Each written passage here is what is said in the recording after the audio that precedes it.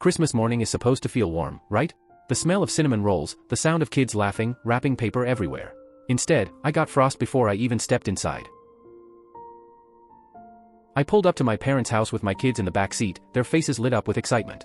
My son had spent days practicing a little Christmas poem. He wanted to surprise Grandma. My daughter clutched a picture she had drawn, all of us together by a fireplace, little cotton balls glued on for snow. They were bouncing with questions. Would Grandpa wear his reindeer tie? Would Grandma clap when the poem was finished? We parked right on time, just before 10. The porch light was glowing even though it was daytime, and the street was quiet under heavy snow clouds.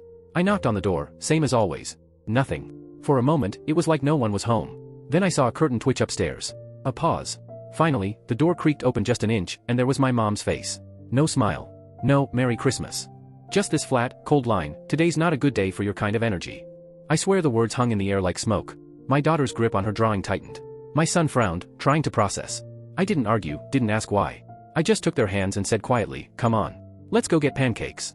10 minutes later, we were sitting in a little diner off Route 9, the kind with sticky menus and holiday tinsel strung half-heartedly along the walls. The waitress must have sensed something, because she piled on extra whipped cream without asking. My kids didn't say much. They just ate their waffles, occasionally glancing out the window like they were waiting for something that wasn't going to come. That's when my phone buzzed. My brother. His voice was sharp, panicked. What the hell, man? Why did you cancel Jenny's lease? I froze. What? He repeated it, angrier this time, said the leasing office called that morning, said the co-signer had backed out. My sister's lease was dead. And apparently, I was the co-signer. But I hadn't signed anything. I told him that. He didn't believe me. He said she'd already packed boxes, already given notice at her old place. Now she was stuck, and apparently, it was all my fault. He called me a liar. Selfish. And then he hung up. That night, after the kids were asleep, I sat at my laptop, heart pounding. I combed through my email history, searching every corner. And there it was, a message I'd ignored weeks earlier because the subject looked like spam. Forward. Verification required. Urgent. Inside was a PDF. My name. My details. My signature.